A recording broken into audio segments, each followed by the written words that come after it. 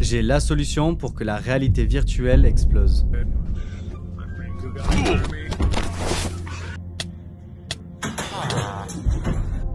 Ne t'inquiète pas, ça va bien se passer.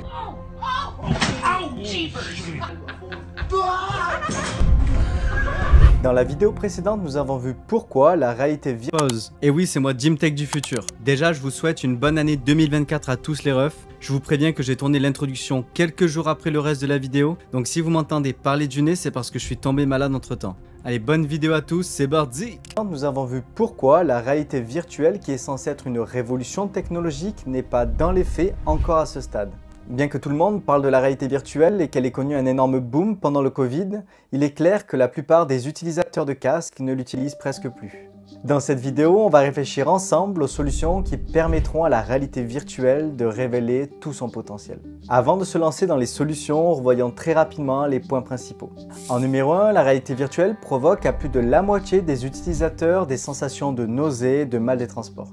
Il est vrai qu'à chaque génération de casques, les choses s'améliorent et que certains développeurs tentent de limiter ces effets, mais il est certain que c'est toujours un phénomène existant. En numéro 2, la réalité virtuelle reste isolante et encombrante et la technologie est encore expérimentale, ce qui entraîne de nombreux problèmes, notamment au niveau du confort, du prix, mais aussi de l'autonomie. Enfin, en numéro 3, il y a un manque de contenu.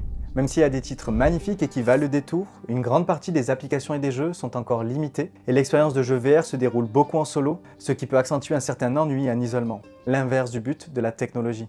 N'oubliez pas de vous abonner à la chaîne pour ne pas rater les prochaines vidéos et de mettre un gros like, ça me ferait super plaisir, merci beaucoup. Dans sa présentation, Sam Altman, cofondateur d'OpenAI et à l'origine de ChatGPT, dit quelque chose de pertinent. On peut sortir forêt de singes, mais pas singe de forêt. A few moments later. I do believe VR will be big someday. Comme Sam Altman, je pense que la VR sera très importante dans le futur, mais pas dans cet état.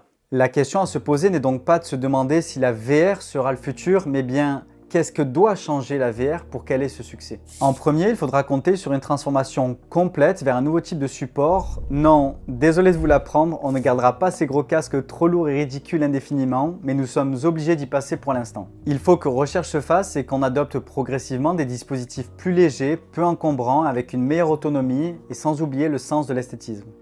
En deuxième point, il est pour moi obligatoire d'intégrer de pair la réalité augmentée, pour former un nouveau type de réalité mixte. C'est le point central qui permettra de ne plus se sentir enfermé, isolé et coupé du monde. C'est avec l'AR que l'on pourra garder son appareil connecté quand on doit répondre à un message sur son téléphone, cuisiner ou bien sortir son chien. Mais sans ça, nous nous enfermons dans quelque chose de trop limitant, nous poussant peu à peu à le repousser. Alors les casques des grandes marques l'ont compris et commencent déjà à l'intégrer, comme le Vision Pro d'Apple ou encore l'Oculus Quest 3 qui embarque pour la première fois 6 caméras afin de reproduire toujours un peu mieux la puissance de nos yeux. Mais qui de mieux que Apple pour façonner le produit qui transformera nos vies? Troisièmement, il manque toujours quelque chose de pourtant essentiel pour que la VR dépasse les frontières et garde ses utilisateurs. Le contenu. En effet, sans application, sans jeux adaptés, ce n'est qu'une coquille vide. Et pour résoudre cela, j'ai une idée que vous connaissez sûrement mais qui pourrait bien changer la donne. Un abonnement permettant d'avoir à disposition des centaines et milliers de jeux et applications. C'est exactement ce qui manque en VR. Vous pourrez essayer de nouvelles choses chaque jour, mettre en avant des créations indépendantes et soutenir la production de jeux et d'apps. Vous aurez envie de revenir fréquemment sur le casque parce que votre nouveau jeu préféré sortira dessus et qui sait, vous y ferez même peut-être de superbes découvertes.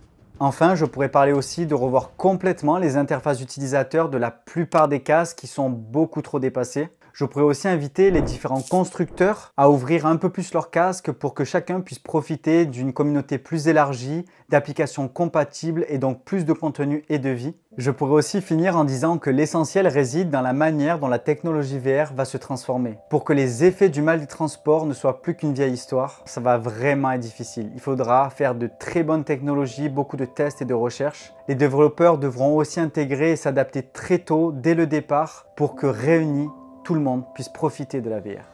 Ces trois solutions permettront de combler les vides qui bloquent la rétention d'utilisateurs et l'acquisition de nouvelles personnes, sans quoi la VR ne pourra pas être massivement adoptée.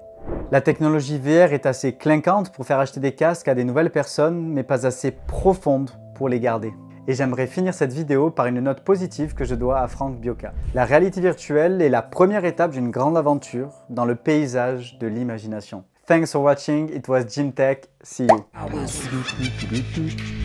4, 3, 2 in the morning. Yeah, I'm still up, you're boring. Life keeps getting better and better, and I'm not stressed, I'm snoring. It'll get messy, get gory. Simpleness not for me.